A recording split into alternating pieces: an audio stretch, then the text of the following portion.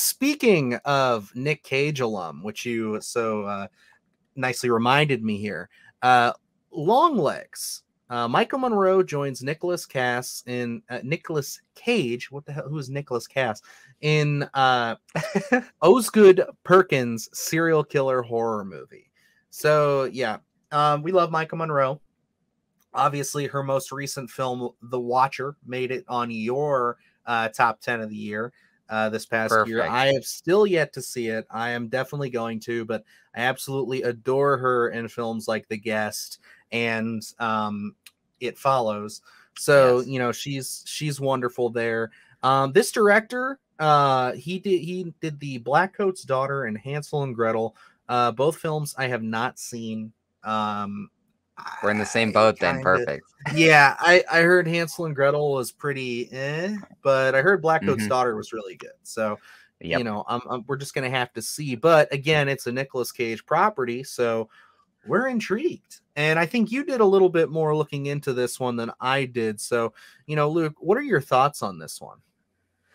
This one, as we go on the stories here and kind of deciding what we're going to pick, this one was one that I come across and kind of suggested that we throw on here just because the talent attached here is very intriguing in terms of the performances that we're going to get. And like Dylan said, I haven't seen Gretel and Hansel or the Black Coat's Daughter. Black Coat's Daughter is something I think I'm going to go out of my way to see just because I have heard a lot of good things and I kind of want to compare the what this director is going to bring here, because this is a very psychological kind of story here. Kind of reading that little synopsis, I think you can't help yourself but almost comparing it to a Silence of the Lambs or a Manhunter or something, in that kind of same realm of things. And just looking at this, like you said, Watcher was on my list for one of the best horror films of the year. Her performance in that, stupendous. I'm excited for you to see it because I think she, it's nothing. At times, she plays a really reserved character, and then as we get to closer to the end, elements there as she starts bringing in some very psychological stuff. And I think that's what she's to Longlegs as well. And then Nic Cage, I mean, we just talked about Pig. He's had a run. We've talked about Mandy, all this stuff where his performance it's a wide range of stuff. I mean, just looking at Dracula and Renfield, it's another element to the Nic Cage performance, So I'm intrigued to see what he's going to bring here. Me and Dylan had talked prior to turning on the mics here where I could not place, and I don't think Dylan could either, in terms of if Nic Cage has ever played a serial killer. And it's going to be intriguing to see what he's going to bring here. I know prior to this, when they said that he was going to be working with Oz Perkins, he mentioned demented Geppetto. So I don't know exactly what that entails for the character that he's going to be bringing here.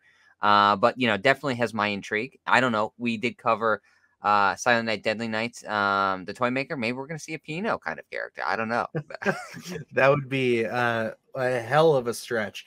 And honestly, like looking into the the description that they give for this, I would honestly say please don't, because like I like the I like what they're kind of pitching to me here. And like you said, very Silence of the Lambs. We have to look forward to basically Michael Monroe, and I'm just summarizing it with my own words here. She's a gifted FBI agent assigned to an unsolved case, one of Nic Cage's murders. And it seems like he murders entire families. So it's one of those things where she's kind of racing against the clock to kind of solve this case, figure out who he is, and bring him to justice before he takes the lives of another family. And yeah, I think it all sounds really good. It all sounds very interesting, very thriller, very horror.